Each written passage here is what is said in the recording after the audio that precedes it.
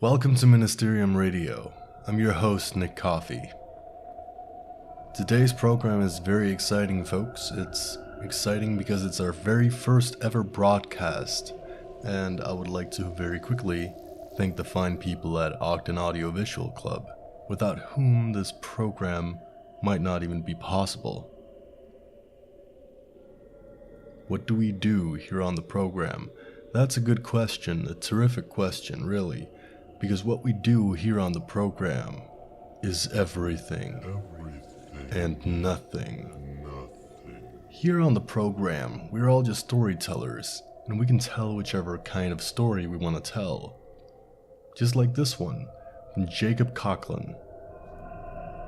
I was sitting in my recliner when this hit me. Not only is my name Jacob Coughlin, I also work as an accountant for a company I'd rather not disclose the name of.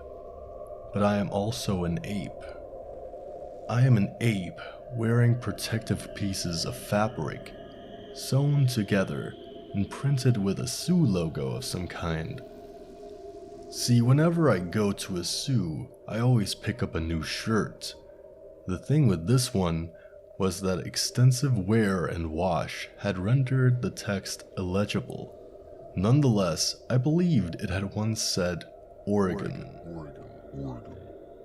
Folks, I was worried that this story wouldn't do the very first installment of Ministerium Radio any justice, but I have to say that this is some of the most riveting writing I've ever had the pleasure of reading. I apologize for the interruption, now back to the story. I get to thinking, I'm an ape in a fancy cave, furnished with nest items, watching an invention that lets me see other apes in singing contests and on the news. And that's when I realize the world is sort of a zoo, and the only shirt you can have of that zoo is your own naked torso. We're the only apes that invented going to the movies, or Caesar salads, or leather shoes. In a way that puts a lot of pressure on us. Pressure to perform as well or better than the other apes. Pressure to dress like the other apes. Pressure to eat like them, and smile every morning like them, and say good morning, beautiful day we're having, right? Even when it's not a beautiful day. Even when it's a just okay day. Pressure to be a special ape, to be written down in ape history and become somebody. It puts a lot of pressure on an ape to know all this stuff, it really does.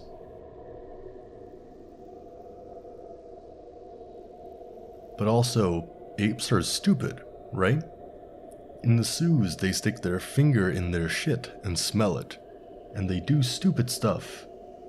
They're kinda dumb, which makes me feel a little better.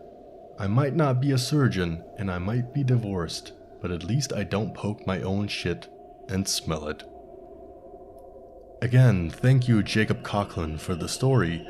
It really makes you think. I suppose, in a way, you're right, Jacob Coughlin. We are just upright apes, doing the things that upright apes do. Really makes you think. Short and sweet. For being such a great sport, a mindworm is on the way to you in the mail.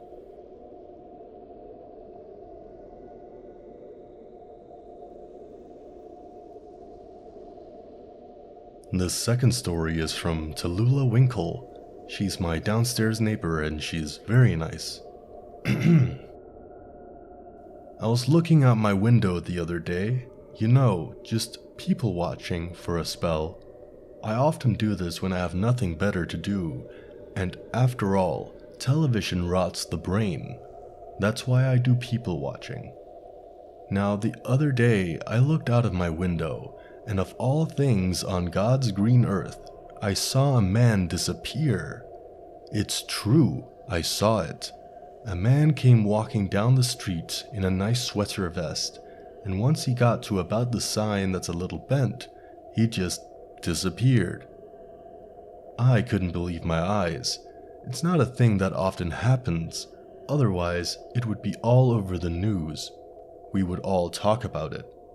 Only I saw it, and nobody believed me.